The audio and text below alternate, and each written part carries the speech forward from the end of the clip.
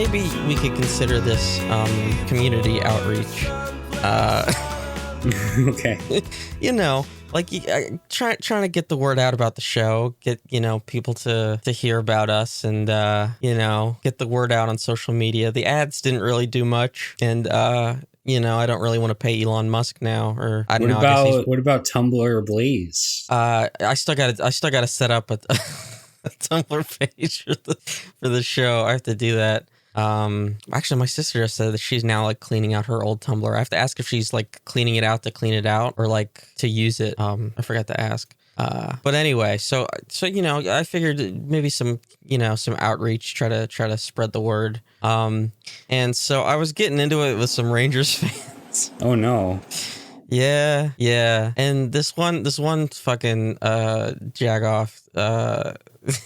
I don't know. Like this one guy. I started mixing it up with. I quickly realized he was also a QAnon nutcase. And so I figured me just like saying some shit at him, and maybe they'd respond, and that would be the end of it. Is this using like the podcast Twitter account or something? Like, what? No, this is mine. Okay. Yeah, the podcast doesn't currently have a Twitter account. This is what I did. This is my account that I use for everything. All right. to promote everything. This is very professional. How would great. I know if this show has a Twitter account or not? The old one did, and it didn't really make that much of a difference. But anyway, so because the Ranger fans, they were coming over to like Penguins accounts, like you know, like the official accounts, and like Penguins writers, and I was just like, this is fucking How annoying. do you come away from that series as a fan of the Rangers and like brag about it? You should just be happy to have escaped the heist that was that series. This was before it was even over. Oh, before it was over. Wow. Yeah, this is like so I figured this would have been you know, whatever. This dude drags this out for like a fucking week. Okay.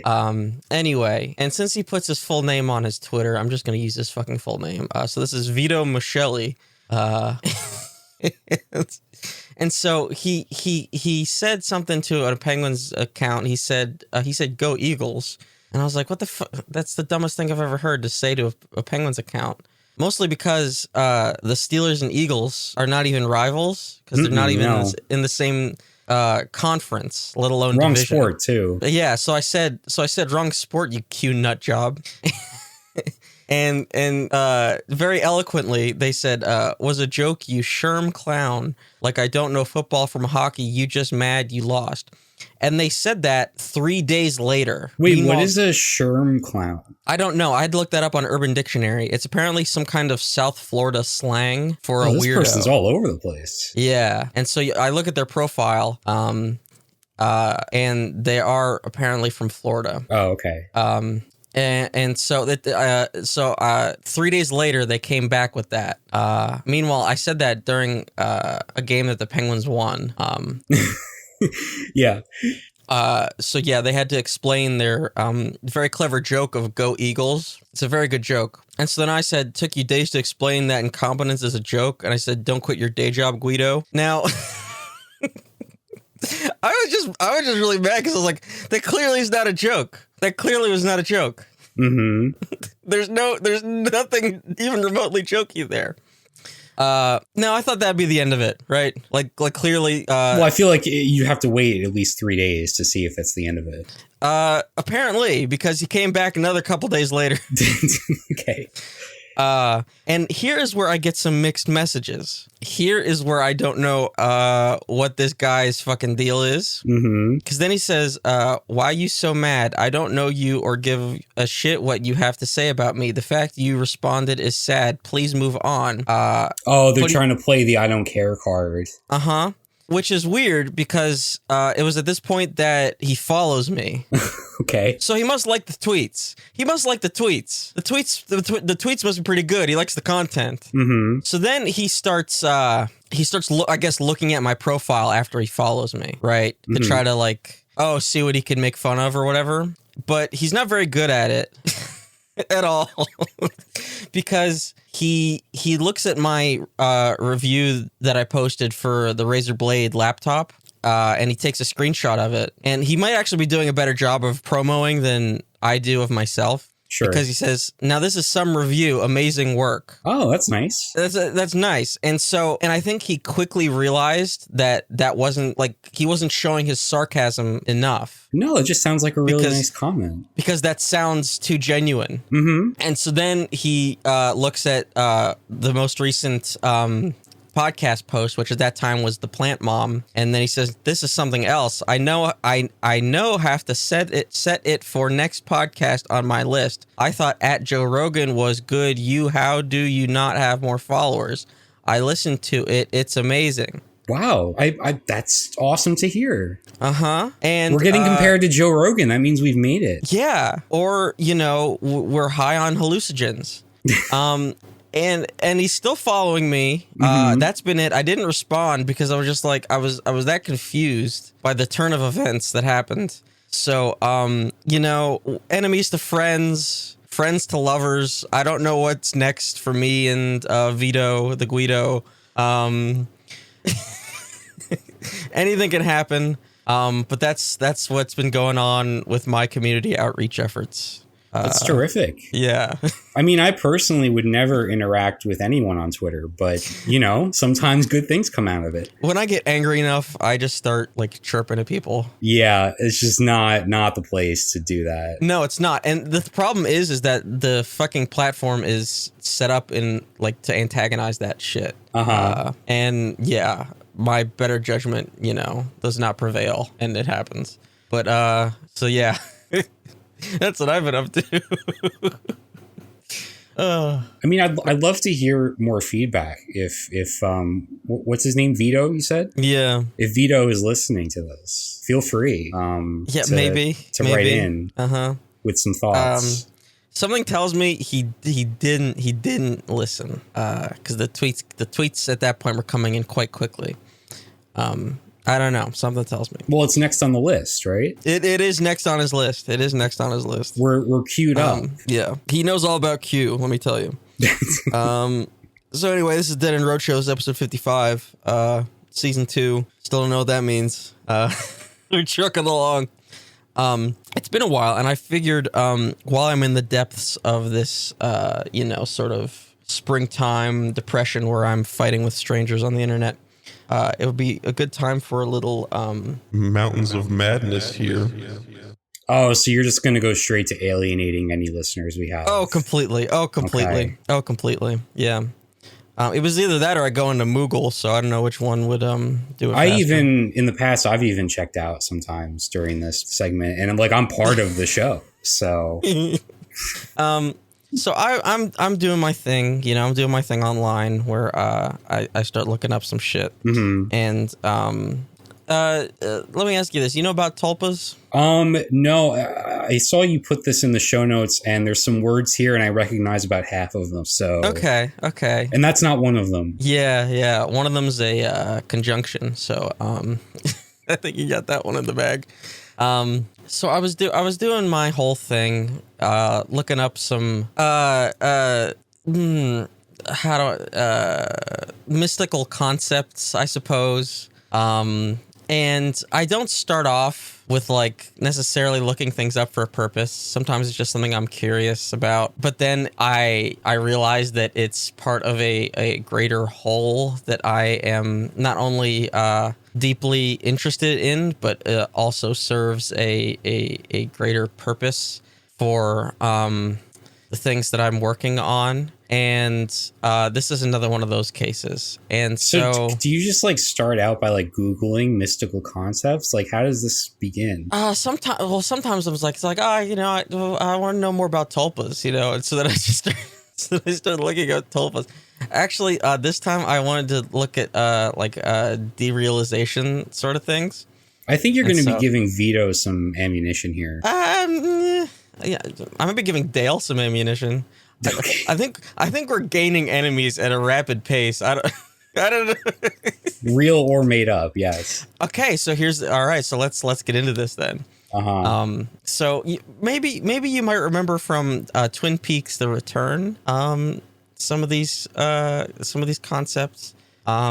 Tulpas are like objects that are created through spiritual or mental powers. And this is like sort of related to the idea of the thought form, which was used, I think, first in the early 1900s from a translation of the Tibetan Book of the Dead. And so there's the idea that thought forms could be objects that are like summoned from the auras that surround people, generated from specific thoughts or emotions. I'm very fascinated by the idea of astral projection. And are you familiar with astral projection? That's when you I feel like I remember something along those lines from Legion. There was like an astral plane. Is that related? Yeah. It's like a different, like adjacent reality type thing, right? Yeah, so you could think of the astral plane in some interpretations as the collective unconscious. So yeah, like astral projection is like whatever you are able to send your consciousness outside of your body, either to another plane or just to a different location. And so this is sort of, you might be able to think that like these auras are like astral projections that can be, could embody objects or can just become objects separated from the body. Does this require drug use? Might help. Okay. But yeah, I'm very interested in astral projection. Mostly because I'm also fascinated by like out of body experiences. Have you ever had an out of body experience? Not that I can recall. No. Have you? I used to experience it quite frequently, actually. Okay. Like it's never anything exciting. Where it would just be like, I would wake up, or like I would experience like wakefulness, I guess. Except I would be watching myself in my bed from a corner of the room, like from like the ceiling corner of the room. I've heard people say similar things to that. It's like they're always watching themselves from like a third person perspective, right? Which sounds so surreal. Yeah, it is. And when I was little, I used to have these very moments of disconnect, like very like moments of depersonalization, where I would be going through my daily life, and then I would have to recognize, like, oh right, I am actually this person in this body. I am not watching this person in this body through a first person view. And because sometimes it would feel like I would be watching the person that I knew as Billy, like I was watching a TV show, which was a very strange sensation. So I'm very interested in out of body experiences. Well, and I've had moments. I've had moments like I remember in during school days, being in the classroom and having these moments where it's like it's not necessarily that I'm watching myself, but it's like I have a realization that I am this person, and this class is something that's happening, and this teacher is another person who's speaking, and it's all quite strange for a little while that any of this is like happening or exists. But I don't know if that's like similar to what you're describing. That's what it reminded me of. Yeah, I think it's similar. Yeah. It's like the it's that recognition. Yeah. That sort of snaps you either in or out of whatever you're experiencing at the moment. And there's a slight bit of panic too, for just it's brief when something like that happens. So I've always kind of been interested in these sort of ideas, and for a very long time I didn't know like how to put words to it.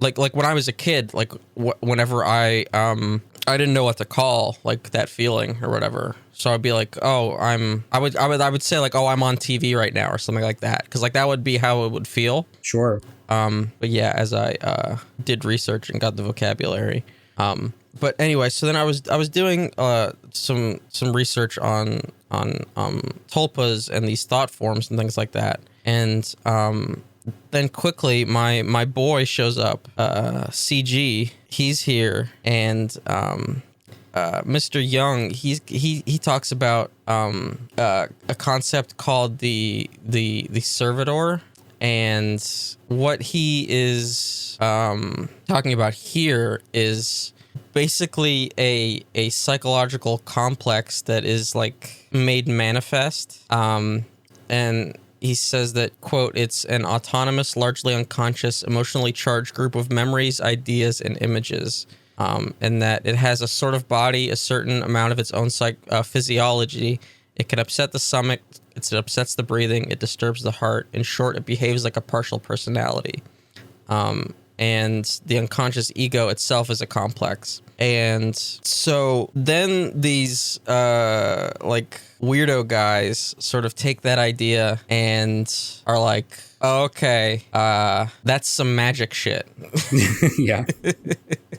That's some magic shit. And so now we can summon spirits and emotions to do our bidding. I mean, in a range of tasks. Isn't magic just attributed to stuff that we can't explain with like science? Yeah, but these are dudes that are like developing rituals in order to like summon emotions into a physical form in order to do a specific task for them. Okay. Is that similar to like building a robot to like grab you a drink from the fridge? Yeah, exactly. Except like you need to draw like very specific markings and then do a little chant in order to get this done. You could just walk over into the kitchen too. Yeah. It's not that far. But then this guy, Peter J. Carroll, who is an occultist and co-founded a chaos magic theory called the Illuminates of Thanateros. He draws the parallel between the Tibetan Tulpa, the servitor from Carl Jung, and the, quote, legion of names drawn from demonology of many cultures, elementals, familiars, incubi, succubi, budwills, demons, atavisms, wraiths, spirits, and so on. And so I'm like, fuck, it's Persona. Yeah, I was about to say. It sounds familiar. It's Persona. All roads lead back. It's SMT. Yeah. It's SMT. And so, yeah, so not only is the persona and shadow like the physical embodiment of like the different sides of a personality, you're actually summoning you're making manifest those particular emotions. And so it's like, yeah, this is all making some huge connections to me. Mm-hmm.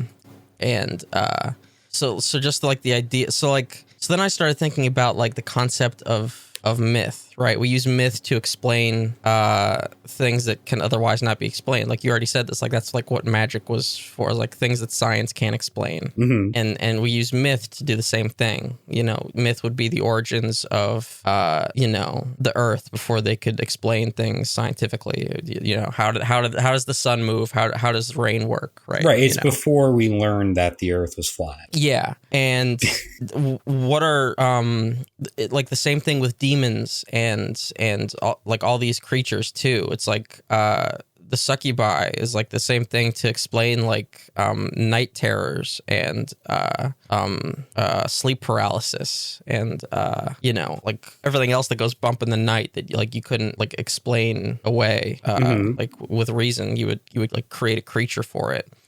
But it's like, so that's your fear. That's your, and it's like, okay, well, are you making that real? Are you like, what is the, like through the collective unconscious, are you making that real? Like whenever it becomes myth, you know what I mean? Yeah, sort of. Like you think about how many, cultures have similar myths. I mean, are they real or are they just like symbols for something that isn't tangible, right? Sure, but my point being is that cultures that are like geographically very far away have similar stories, similar structures, similar modes of belief that couldn't have been passed to one another. Well, doesn't that just speak to the similarities in the human experience? Or is it synchronicity?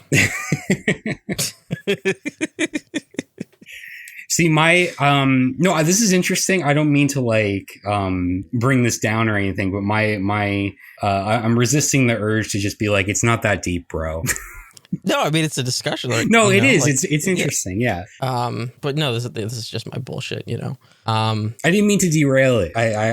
No. Yeah. No, you're good. And then I also started thinking about the imaginary friend. And like, what the fuck is that? Well, that is to compensate for being an only child. I mean, do only childs are the only ones that have imaginary friends? No, but you know what I mean. Like, there's there's something lacking, right? And then the imagination is what sort of compensates for that. But is that so? But that lack, is that an emotion made manifest? I just think it's the fact that humans need like community or like social interaction, right? Like instinctively. So wait, what's your argument here? What are the imaginary friends? What are they coming out of? That is like an instinctual childlike version of this tulpa, this servitor, this summoning. So this is something that's like ingrained from birth, essentially. Like it's just part of your instincts. Like you say that it's a lack, and I'm saying that it is a manifesting of an emotion. Yeah, but then why doesn't everybody have an imaginary friend when they're a child? Like you said, like there's not, maybe there's not a need there. Maybe the emotion's not strong enough for it to be necessary. I'm trying to remember if I ever had one. I don't think I did. I don't think I did either. I had like stuffed animals that I would like play with. Oh, sure. Like, yeah. Pretended that they were, real. But I don't think I like talked to something that wasn't there. Right. But what about the third host of this podcast? Oh, you mean John? Yeah. Like, how would you classify? How would you classify? Or no, is it John or is it Dale? Man, people are gonna think I'm actually really nuts. I mean, if they haven't already. That's true. But yeah, this is now another problem where I have to expand my research yet again. Just tack on another part to the anthology, basically. And what does that research look like? Maybe you don't know where you'll end up. Does it look like Reddit threads? Does it look like YouTube videos or like actual like journals or what? The problem is that like if you try to look up a lot of these concepts, you get those weirdo blogs that I enjoy reading, but a lot of it is just some whack job just writing shit. The like Young is like all his stuff is published, right? So like I have to read through his books and things like that. So that is a lot of reading. But yeah, otherwise it is trying to find like actual writing about this stuff that is not that is not just like the flower magician.blogspot, shit like that. Sure. But yeah, and then it's me trying to synthesize workable information out of the connections that even some of the weirder sources are drawing together. Now that Persona article, what's the status? The status is that I genuinely need to clean up the first part, and I should just post it. So it is going to be like a multi-part thing. At this point, it has to be. Has to be, yeah. It has to be, because every time I do this bullshit, it gets longer. Right. Because I think it is now at 4 parts. Last time I did an edit to like reduce its size, it was at 4 parts. So okay, yeah. Make sure you send a copy to Vito. Yeah, Vito's got to see it. Vito's got to. He might not be able to read. Is the thing. Oh no. That's not nice. Well, you should see the way he types. So. Well, not everybody. Not everybody. I'm not sure where I was going with that. Not everybody. Not everybody. Not everybody on Twitter can read, I guess. It's too true.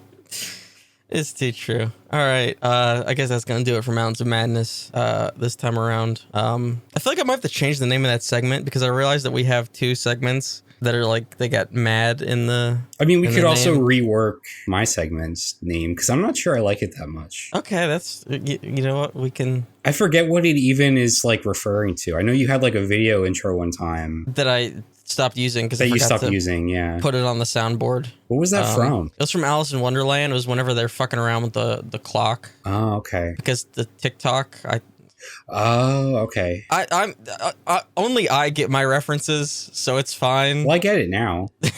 You just have to explain them, which is the point when you make a reference, right? You always have to follow up with an explanation. Sure. I don't have one this week, by the way, so I'm sparing everybody.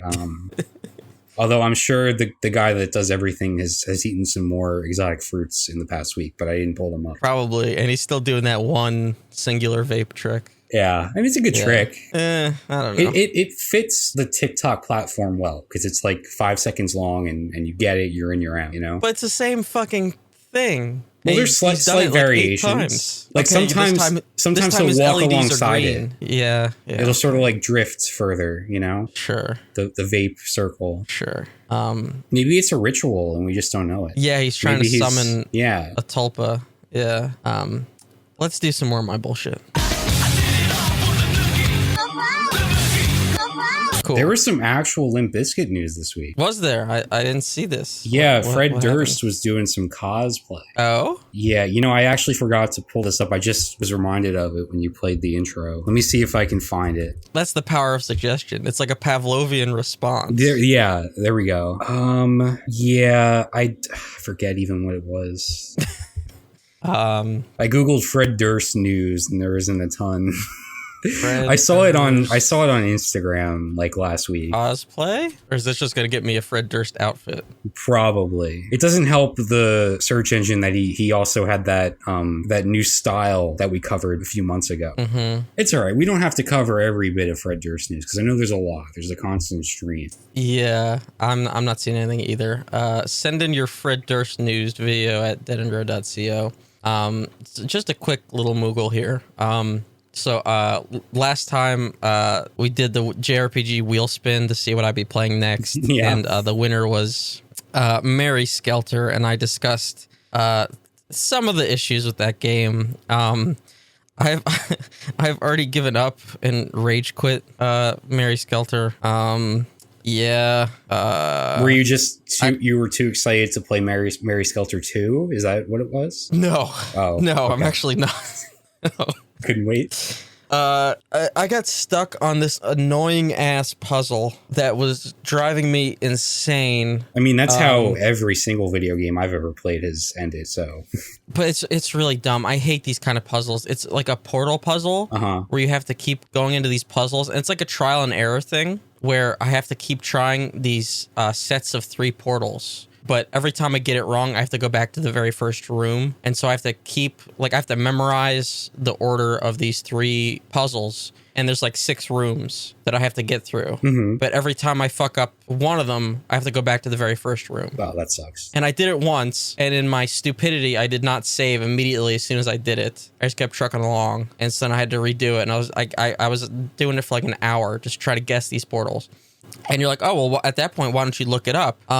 I'd love to. The problem with Mary Skelter is that I'm playing on the Switch, and the Switch version is the like remake version. And so the game basically has 2 versions. It has the original Vita and PC version, and it has the remake Switch version. So whenever you're looking up walkthroughs, you have to try to look up the Switch version. And this is not a very popular game in the first place. Mm-hmm. And so this version is not even the version that was originally released. And the only walkthrough I can find is a dude that is giving very specific coordinates for where to go. Because the map, whenever you pull up the full map, it gives you coordinates of like where you're standing. And so like if you need a specific item, it'll be like, oh, go to X and Y on the grid. And I can't fucking follow it for these portals. It's like insane. I have to pull up the map every step I take. And that's worse than me doing trial and error just to get through this fucking thing. And I was having an absolutely miserable time. And this was like after I played like another 5 hours of this game, and I'm like, I'm not even enjoying this shit. And then I'm stuck on these stupid portals. And it's a bummer because I think that the class system in the game is pretty interesting. The classes are pretty different and varied, and there's a lot you can do with them. The story is whatever. The writing is not very good whatsoever. And it's unnecessarily horny, as I mentioned before. Yeah. And so I'm just like, this is not worth it. So I dropped it and I picked up Final Fantasy 9.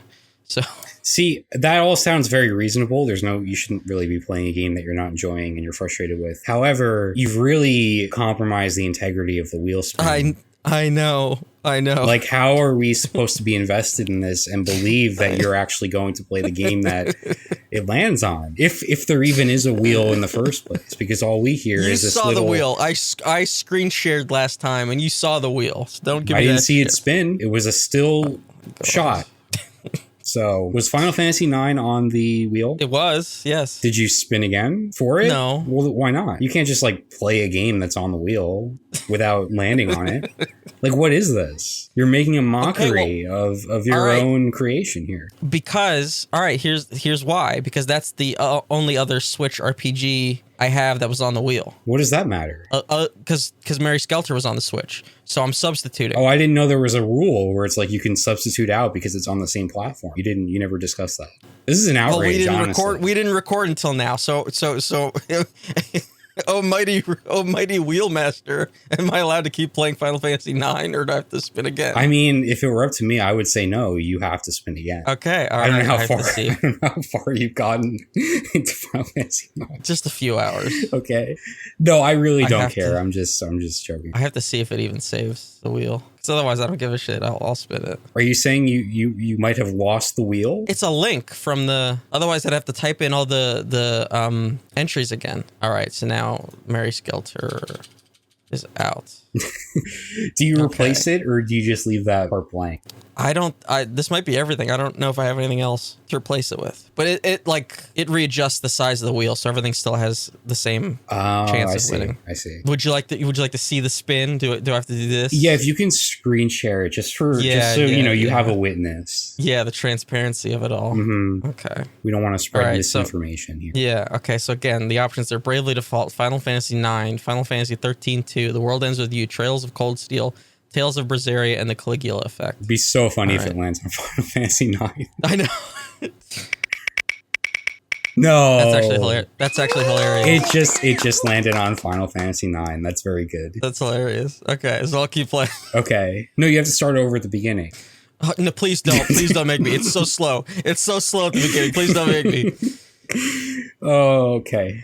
It's very slow at the beginning. Yeah. It's... God. Well, that was stupid. I'm sorry. See, the collective unconscious agrees. It says, "Hey, this is how fate should go." Mm-hmm. Yeah, if that's not proof, I don't know what is. All right, we got a movie. We have a movie. I think we need to take a quick break here. Sure. Be right back. Yeah. And we'll get into a pretty stacked movie segment.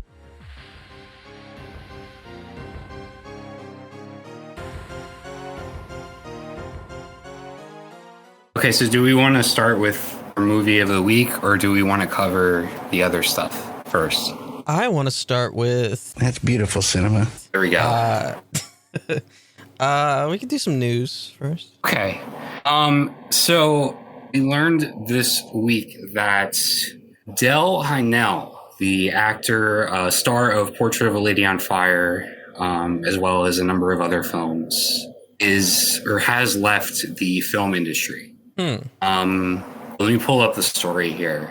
Portrait is one of my favorite movies of all time. So this sucked to hear, but her reasoning makes complete sense. So there was an interview that she had with a German magazine called FAQ this past week. And I'm reading from an IndieWire story that quotes that interview. So she says, "I don't make films anymore because of political reasons, because the film industry is absolutely reactionary, racist, and patriarchal. We are mistaken if we say that the powerful are of goodwill, that the world is indeed moving in the right direction under their good and sometimes unskillful management. Not at all. The only thing that moves society structurally is social struggle. And it seems to me that in my case, to leave is to fight. By leaving this industry for good, I want to take part in another world, in another cinema." And then she goes into like more specifics. So like her next movie that she was supposed to be making was called The Empire. It's from director Bruno Dumont, and she left that project because she was not happy with the writing and the subject matter. Another quote from her about this like experience of making this movie. So she said, "At first, I thought it looked like a lot of fun. It was a kind of Luke Skywalker in space type of project." She says the problem is that behind this funny facade, it was a dark, sexist, and racist world that was defended. The script was full of jokes about cancel culture and sexual violence. She says that she tried to discuss this with Dumont, the director, because she thought that a dialogue would be possible, between them as their collaborators. And then she says that she wanted to believe that, this was not intentional, even though she's like seen this type of thing over and over again. But it is intentional. Right. He goes on to say, if I stayed today in this film industry, I would be kind of feminist guarantee to this masculine and patriarchal industry. She says, my dream is to make it clear this industry defends a capitalist, patriarchal, racist, sexist world of structural inequality. This means that this industry works hand in hand with the global economic order in which all lives are not equal. So like by staying and working in this industry, she's just perpetuating all of these things that just continue to remain dominant and kind of rule the industry, right? Mm-hmm. Yeah, I mean, it's a huge loss for film, but it's film's fault, Mm-hmm. Like it sucks, but it's completely justified. Yeah. She does say she's going to continue to work in theater and is still open to someday making indie films with collaborators that she knows and trusts, their intentions. Mm-hmm. But as of right now, she feels like she can't participate. Yeah, wow. It sucks because it sounds like the kind of voice that is needed. But it shouldn't be placed on her in order to evoke change. Right. Yeah. Yeah, it's a bummer, but it's a pretty powerful statement. Yeah, she's always been outspoken and like an advocate. Because I remember a couple years ago at one of the award shows that was somewhere in Europe. I don't know if it was like the BAFTAs or what it was, but she walked out because Roman Polanski was awarded for something, which like in the year 2020 to give Roman Polanski an award is just wild. Right. But then again, not too long before that, Woody Allen won an Oscar less than a decade ago. Of course. So, it is a powerful statement, I think. I said Portrait is a masterpiece of a film. Her performance is just incredible in that. And she definitely will be missed. I thought this was worth mentioning. Mm-hmm. So, on a somewhat lighter note, kind of not really. This week is the Cannes Festival. It's the week. It's the week of the year where I get to hear about movies that I won't see for another 9 to 12 months. Right. Which is fun. And so this is like the 75th anniversary, I believe, of the festival. I saw this Letterboxd list. I think they pulled it from a Variety story where they compiled list of 22 films. And this is not like comprehensive, but it's just like highlighting, I guess, some of the more popular ones. Movies that have earned boos and walkouts at the festival. We talked about this sort of tradition that they have over at Cannes, right? On the podcast before, where they will either give a standing ovation or they will boo a film. Yeah. So I saw this list. There's some really interesting ones on here. Not surprising to see Lars von Trier represented. Sure. Both with House that Jack built and with Antichrist. Also in the similar vein, Gaspar Noé, we know from which one did we watch? I forget. There's the one with the dance troupe. Yeah, I don't remember the title. I'm bad at names. Yeah, on this list is Enter the Void and Irreversible from him. The Neon Demon is another one on this list, which is a movie that I really like. I feel like it just doesn't get the love it deserves. Yeah, that's probably his best. It is. And I am much more forgiving of Refn's work than other people are. Yes. Although Only God Forgives is not.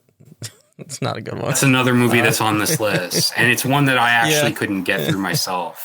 Tried, but but yeah, no, I think the Neon Demon is actually quite good. Yeah, it's one of the. I think I've said this before. It's like one of those movies that perfectly, perfectly fits his style. Mm-hmm, you know, it like is the best of what he does, and it's a very specific thing that he does. And usually, it doesn't work for me, but in this case, it really did. Another movie on here that I could not get through was The Tree of Life from Terrence Malick. Who I have a really it depends on the film with him. Like he's made some just truly astounding movies, and then there's some that's like just feel so pretentious and bloated and just ridiculous. And The Tree of Life falls in the latter category. Marie Antoinette is surprising. Yeah. Yeah, like there's some of these that are beloved movies that don't age well when it comes to like the can reaction. Like Taxi Driver is on this list. Yeah, that's a weird one. It is a weird one. But then there's other movies on here that are appropriate, like Crash. Sure. Like they were on top of that, even though it did end up winning. Did you see the thing with Crash this week? Oh, no. So Viggo Mortensen said that Crash is a better version of Titan. Okay. He must be on his Cronenberg press tour, I guess. He is. Yeah, he is. Meanwhile, Cronenberg says that he likes Titan. Yeah, I saw that. I saw that quote. So and it's like, oh, okay, you only watched the first half hour of Titan. Got it. Yeah. Like, got it. Yeah, completely. He must have walked out. Right. Personal Shopper is a weird one because that is like such an inoffensive movie to me. It's probably my favorite movie on this list. It's one of my personal favorite movies, just in general. I love that movie so much. I don't quite understand what someone would be offended by it. I can't fathom like what would. Yeah, it's just an insanely cool and unique and like it's in the title, but personal ghost story. It doesn't really have it. It's not an Antichrist where it's like provocative or anything like that. Right. So yeah, I saw that. I was very confused by that. That's probably the most confusing one on here to me. Fire Walk with Me. Yeah. I feel like that was almost universally sort of dismissed when it came out, right? Yeah. Killing of a Sacred Deer, another one I don't really get because that's a really good movie, and it's also you should know what you're getting into with Yorgos Lanthimos. Even if you don't, though, like that could be your first movie of his you see. It could actually. It was my. Was my first. Yeah. That is like way more approachable than The Lobster. It is, and infinitely more approachable than Dogtooth. If you've seen Dogtooth. His early stuff is absolutely wild. So yeah, I don't like this ritual that they have over a can. It's like, I don't know, this is like somebody's art and it's being shown for the first time. I just feel like it's very dramatic. It is, which I get. Like I guess that's part of the culture, but I don't know. Yeah, Crash was a good call. I would have walked out on Crash. So there's that. Yeah, so no, the other thing I was going to mention, it's not film, it's a TV show. Conversations with Friends came out this past week. Are you interested in checking this one out? Because I don't think you didn't watch Normal People, right? No, not yet. I'll get to them eventually, I guess. But yeah, I was concerned. I'd seen some critical reception that was not positive about this show. It was before it aired. So I've seen the first three. I'm trying to like space it out. I watch like an episode every other day or so. But I'm really enjoying it so far. I do think maybe my separation from the novel is helping, because I read it like, I don't even know, like 4 or 5 years ago at this point. I don't remember all that much from it. And I have seen people complain that like some critical things from the book have sort of been either tossed to the side or just like not incorporated. But like for what this show is on its own, like I'm liking it quite a bit. Like if you watched and enjoyed Normal People, I think you'll be engaged with this too. I mean, it's made by the same people. It has very much a similar tone to it. Right. It's a bit messier, definitely, because it involves it's not a love triangle. It's what do you call it if it's 4 people? Love quadrangle. There you go. But it's also not quite that either. It's basically these 2 college students. These 2 they were in a relationship with each other, but at the point where the show opens, they're friends. They're like really good friends with each other, and they meet this married couple, this older married couple, and so one of the friends gets involved with the wife, and the other gets involved with the husband. But like in the early episodes, the focus is mainly on Francis, who's one of the college students. And like, I feel like this character is so, I don't know, it's like, it's very easy to identify with. Like, just like it's a show of like very like small moments so far.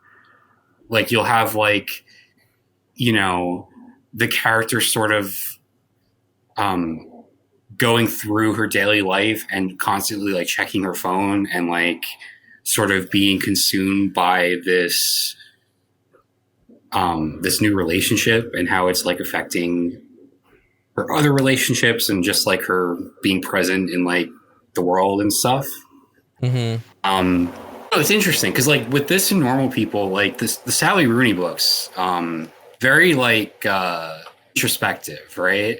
Yeah. The books are very much about what these characters are feeling and how they feel about each other and themselves, and sort of like the main focus. And that's kind of a difficult thing, or it can be a difficult thing to adapt for television, right? Because like TV is a very outward visual medium. But I feel like these 2 series are handling it really well. Like there's a lot that they leave to the performances to sort of like fill in the blanks.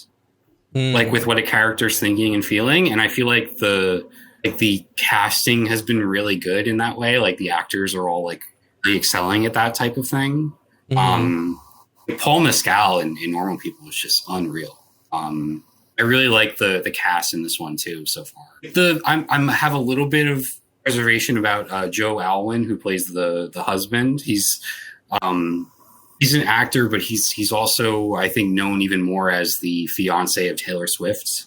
Sure. I'm a little bit unsure about him so far, although I'm not sure how much of it is his performance or if it's the character. It just feels like there isn't much there to him, but that also might be intentional. Because there's a moment in one of the early episodes where they're having a conversation and Frances says to him, she's like, "Oh, you're so handsome," right? And he's like, "Oh, I thought you liked me for my personality." And then she comes back at like, "Oh, I didn't think you had one," or something along those lines. So it's like, I think part of it is also the writing of the character, but yeah, we'll see how it goes. I'm definitely into it so far. We got in, what's that? How long is it? It's 12 episodes, 12 half-hour episodes, same as the first series. Oh, okay. Yeah. We also get a really great Phoebe Bridger song out of it too. So even if you don't love the series, we got that. But yeah, I'm going to continue watching that. Might have more thoughts about it as it goes along. Because so far, the first 3, like there hasn't been a ton going on. It's mainly just like the beginning of the new affairs and sort of how sure it will progress is what I'm saying. Progress quite quickly. Because I think all the characters are going to be meeting up at a vacation house, which also happened in Normal People. So there's a lot of like similar beats, to the 2 stories. But nice. Yeah, we do have a movie for this week. Yes, we watched the latest from Pedro Almodovar called Parallel Mothers, which I'm very excited to hear thoughts on. Was this your first Almodovar film? I think so. Yeah, I think so. Feel like he is the most iconic Spanish filmmaker, at least my knowledge. Like it's like legendary. Seen a handful of his, not nearly like all of them because he has such a long career. But yeah, this is interesting. Like his movie right before this that came out a couple years ago, Pain and Glory, with I believe Antonio Banderas.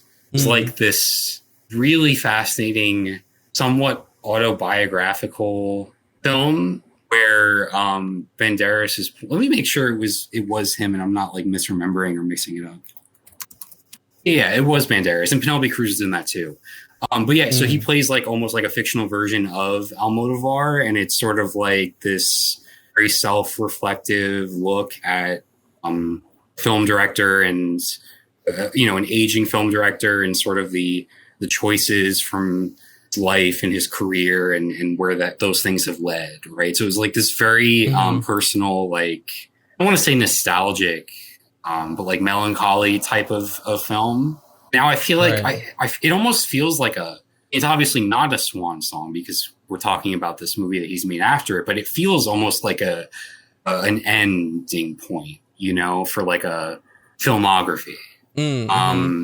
Then he makes Parallel Mothers, and I feel like he's almost doubling down on this type of like reflecting on like family and life and loss and choices and all those things. It's like this movie, Parallel Mothers, it's about these two women, and it's very personal in that regard, but it also has this larger commentary about the country as a whole and like the history and the pain and the loss of the country, right? Yeah, I just thought that was really interesting coming from Pain and Glory and what he did with this one. Because this new one is it very, at least for me, very powerful, especially the ending, which I guess we'll get to. But yeah. So what did you think of this? I could tell like by the end I was like, oh yeah, you're gonna love this. You're gonna love this shit. Yeah. I thought it was pretty good. I don't necessarily know if those two modes completely connected for me. Like I see the connection. I see the thread, but I don't know how strong it is for me. Okay. Like you have the story of these two mothers and their relationship with their children and their own mothers, and right, you have their family legacies, and you have like this discussion of that, and then you have on the other hand this plot about you have a plot literally about a plot of land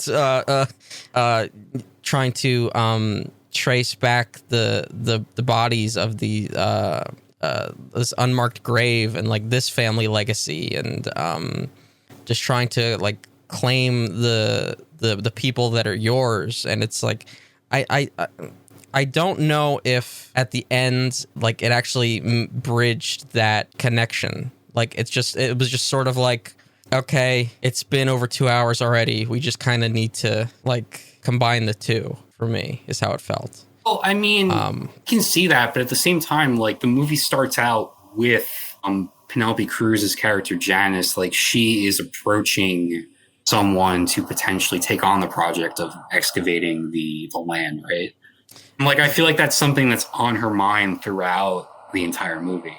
I'm not even talking narratively. I'm talking about like thematically, like the twists and turns of the plot between the two mothers and like the story with their children, and what that means to have your own child and your own legacy, and to maybe lose that or give that up or continue it or whatever.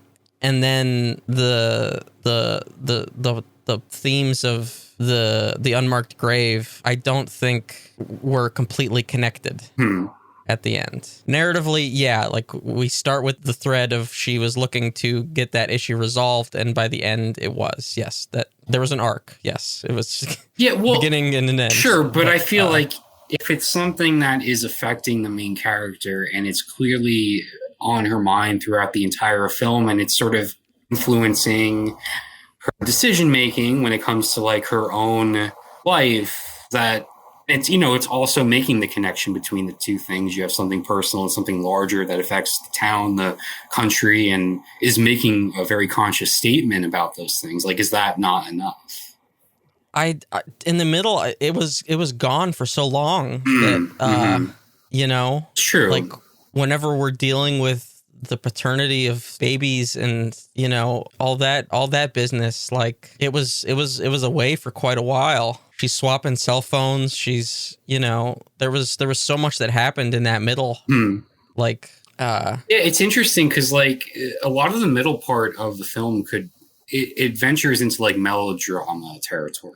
It was getting soapy. Yeah, it was getting soapy, and in a good way though, at least I think.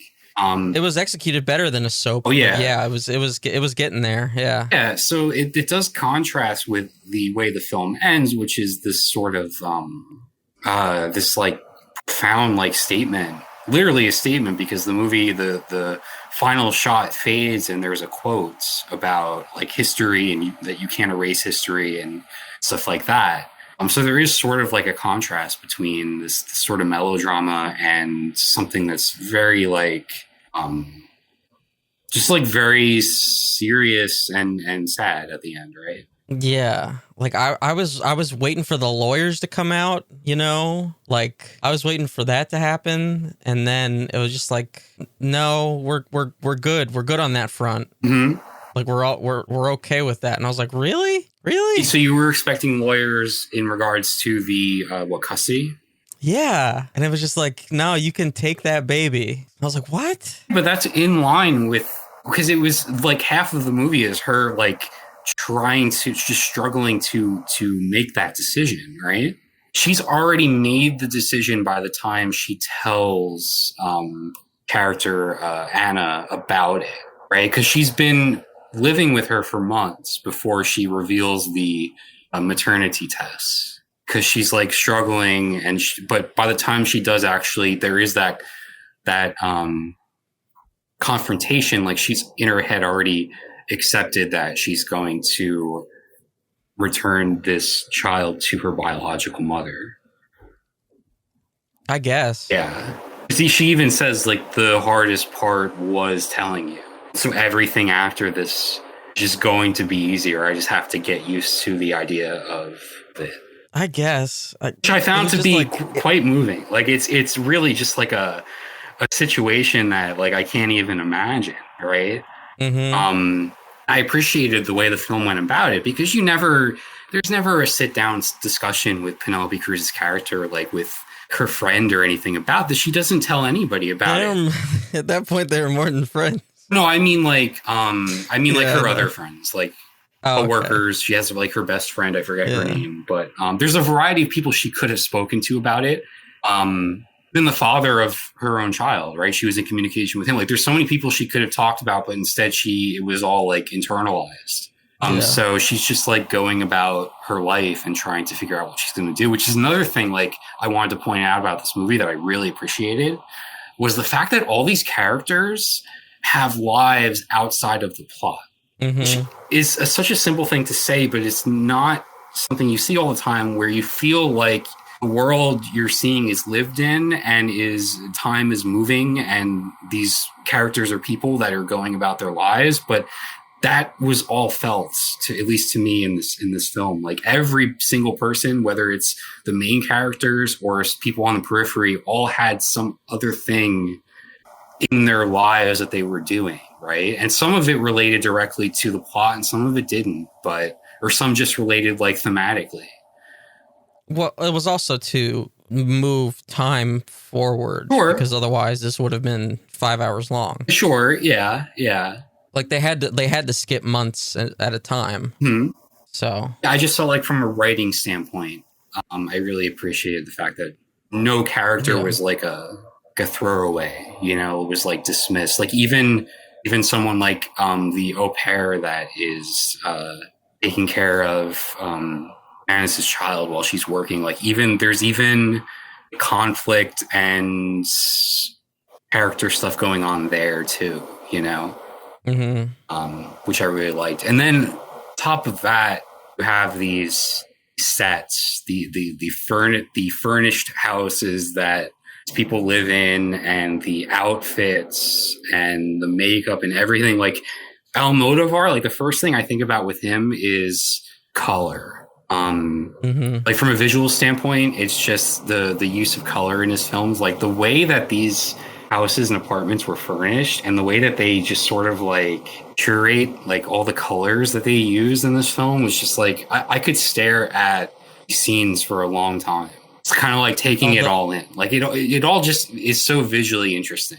Although by the end, they either needed to do pickups or were running out of budget because there was some really noticeable green screen shots. Really? Yeah. The most noticeable one was whenever Anna and her mother go out to the cafe to have the talk. Yeah. And then there's the close-ups on them after they order. Yeah. Okay. That was very, very, very obviously green screen. I guess it's somewhat diminished by the fact that these are close-up shots, so you're really focusing in on the actors. But I do recall that moment. Yeah. And then there was another one. There was one that was less noticeable later on, where I guess it had to have been a pickup because like it was in the apartment again. But like they didn't like it was a green screen of the apartment instead of the apartment. But it was not as bad as the external green screen. Mostly because the lighting, like you can't replicate the outdoor lighting the same way. Yeah, so there are like moments like that, but like on the whole though, just couldn't get over how good the color coordination was for a lot of the stuff in this film. It's like it's all very deliberate, but it also doesn't feel like doesn't stand out. I mean, apart from me because I'm kind of looking for it, but like it doesn't stand out. It doesn't interfere with the world, right? Yeah. Yeah, so I really like that. Also, the father of the child, Yes, I have to say, is he was Spanish Mark Maron. Okay. like to a T. Right? Like it's just like, are you talking in looks or in mannerisms or looks? Okay, I mean, I guess sort. Come on, not really. Come on. Honestly, not really. Oh, come on. I never even has the glasses. Then again, I've seen him in a number of other things. Oh, yeah. Well, even had the glasses. I feel like glasses are a pretty common thing for people to wear. Okay, but the haircut, just long hair. It's just older dude having long hair. With a beard. Like I don't know. Spanish Mark Maron. Okay, fair enough. It was interesting though, because like he was sort of set up to be, you know, like the asshole, right? Because he wanted a paternity test. Because he's like, that ain't mine, right? And then he's like vindicated because he could spot a mile away that kid wasn't his. Yeah, and so could she, but she's in denial for. Yeah, but I mean, she was still like taking care of it and loving that kid. Oh yeah, know? He was just like, nah, I want nothing to do with that kid. Yeah, that ain't mine. Put my mind at ease by getting this test. Yeah, although he was cheating on his wife, so he's not like a great guy. But I honestly like. I mean, I haven't been in that situation. Obviously, it was hard for me to comprehend the lack of interest or involvement in having this child. I mean, I know it happens all the time. I just personally can't quite wrap my head around it. He's just able to like go on about his life and not give a shit. Yeah, because she was like, hey, you don't have to be involved. I'll do everything. It was a sweet deal for him. You know? He's like, all right, cool, peace. And then especially when he's like, all right, that's definitely not mine. No, he was like this before he's actually realized that. Right. Yeah. But then whenever it definitely wasn't his, he's like, okay, cool, I'm super out. I'm super out of here. Yeah. See ya. Yeah. No, it made sense for him not to be like this villain. Because ultimately that is such a common occurrence, right? It's such a common thing to prioritize like your own life, especially for the father to prioritize their own life, just kind of like off. Yeah. But yeah, I really like this. Yeah, it's pretty good. It was also shot like we talked about how it was verging on like soapy, but in a good way. I don't mean that as like diminish anything. It was also shot in kind of that style, right? Like it felt, I don't quite know how to describe it, but it felt whatever the opposite of like film grainy is. This felt more like it was close to that NBC quality. Yeah, talk about coming from an auteur. Like it's beautifully directed, but it also had this look to it that fit really well with the style of storytelling, I guess. Which was cool. Yeah, it was like so much of it, like because this wasn't like a sitcom or whatever, but like so much of it was taking place in an apartment, almost like a sitcom would.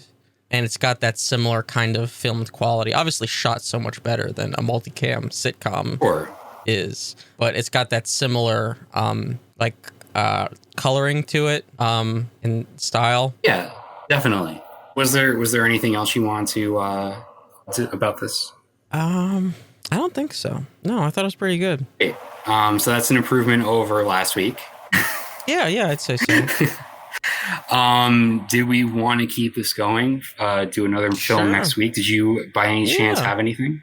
No, I got nothing. Okay, so I was thinking we could check out a new release, the latest film from who I think is a fairly underrated filmmaker, Riley Stearns. His new movie is called Duel. That's Dual. He directed The Art of Self-Defense with Jesse Eisenberg a few years ago. And Imogen Poots, that karate movie, which is wild and really good. As well as another one called Faults, which is quite good too. And this new one, it stars Karen Gillan and Aaron Paul. Oh, interesting. Yeah, just came out on VOD, and I also believe AMC Plus. Yeah, I thought we could check that out for next week. Yeah, we will check that out next week then. Okay. Yeah. Did we do a show? I think so. I guess this qualifies. Never sure by the end of it if it actually was a show or not. But I have to ask. I always have to ask. Yeah. Don't ask me. Go ask Dale. Yeah. Yeah. Thank you so much for listening. I really do appreciate it. I don't really have any notes this time, so we'll let you get out of here. I say it like I'm holding a meeting. I don't know what the fuck's wrong with me. Have a good weekend. I'll let you get out of here. I mean, I feel like if anybody's listening at this point, they're basically being held captive. I'm not sure by what exactly, but... As always, you can follow me on Twitter at DeadEndRoad, where you can see me argue with weird New York, Florida Guidos. Check out the Facebook, facebook.com/DeadEndRoadTV, twitch.tv/DeadEndRoadTV, where we'll be doing live streaming soon. I am working on the graphics packages. I finished most of the graphics. I'm now working on the transitions for these segments. So just giving an update on the status of that. Do YouTube search for DeadEndRoad TV, where we post the episodes, and I have to get working on the clips and shit like that. And you can email anything like Dale did at video@deadendroad.co. Yeah, lead by Dale's example. Lead by Dale's example. Turn the other cheek. What's the golden whatever? If you have time, please give us a rating. If the podcast after your choice allows you to do so, like Apple Podcasts. And I did check. If I don't think I could. If I found the area where people could leave feedback, like the ratings or whatever, there aren't any, unless I couldn't find them. We'll just say you couldn't find them. I couldn't find them. They're missing. That's going to do it for us. Thank you so much for listening. We will see you next week.